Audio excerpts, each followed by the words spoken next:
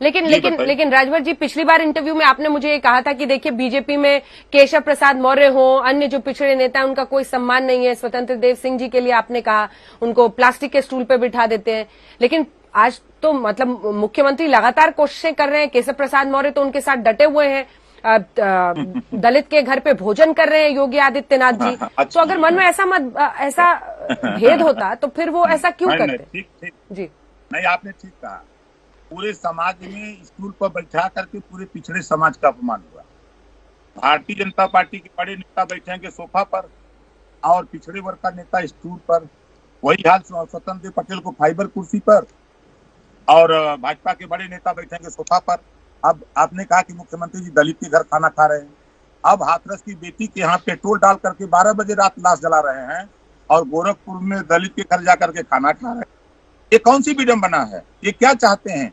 जब चुनाव आता है तो वोट के लिए हमारे प्रधानमंत्री जी दलित का पैर धोते हैं और फिर पैरों का हिस्सा, दलितों का हिस्सा पिछड़ों का लूटते हैं। प्राइवेट में ले जाकर के जितने विभाग प्राइवेट में दे दिया। बाबा साहब डॉक्टर अम्बेडकर ने 1932 में रिजर्वेशन दिया दलितों को, अनुसूचित जाति जनजाति को। उस आरक्षण को प्राइवेट में करके खत्म कर रहे हैं मोदी जी। क्या योगी जी उसको दिला पाएंगे? आज संविधान की बात मानने को तैयार नहीं है। संविधान ये नहीं कहता कि हिंदू मुसलमान नफरत की राजनीति करो। संविधान के पहले पन्ने पे लिखा है समता, स्वतंत्रता, बंधुत्व और न्याय पर आधारित भारतीय संविधान। लेकिन भारतीय जनता पार्टी, इसके दिमाग में खाली दो चीजें हम तो देखते हैं, हिंदू मुसलमान।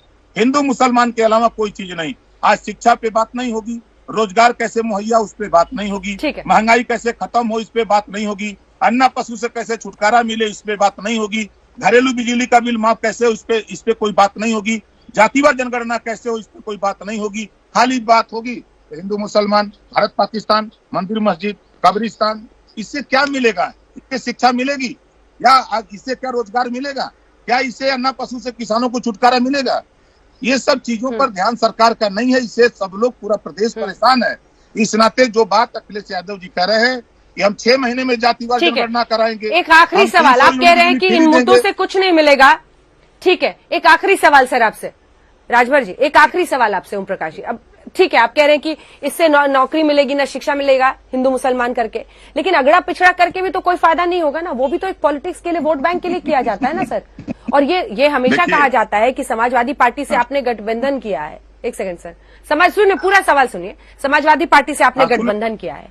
अब ऐसे में सवाल ये उठता है कि पिछड़ी जातियों के लिए समाजवादी पार्टी के जरिए आज तक क्या कुछ हुआ है? ये हमेशा आरोप लगता है कि वो यादवों की पार्टी है और उन्हीं की तरफ उनका फोकस रहता है। तो आप पिछड़ी जातियों का उत्थान कैसे कर लेंगे उनके साथ? आखिरी सवाल है सर, राजभर जी। जो आरोप आप समाजवादी पार्टी में लगा रही हैं, जब समाजवादी पार्टी की सरकार थी तो 6 डीएम उत्तर प्रदेश में होते थे यादव। आज तो भारतीय जनता पार्टी की सरकार है, 11 डीएम ठाकुर हैं। क्या इसको ठाकुर की सरकार कहेंगे? ब्राह्मण के खिलाफ रेड पड़ सकती है, उसके यहाँ छापा पड़ेगा।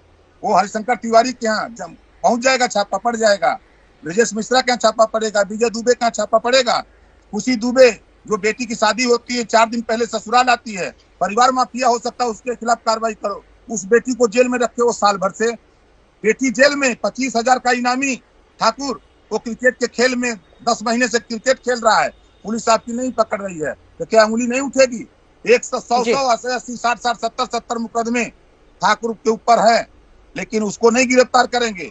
लेकिन वही ब्राह्मण है उसके खिलाफ कार्रवाई, यादव बैकवर्ड है उसके खिलाफ कार्रवाई, शेड्यूल कास्ट शेड्यूल ट्राइब्स उसके खिलाफ कार्रवाई। ये क्या दिखता है सरकार में? ये चीजें धरातल तक पहुंच गई हैं।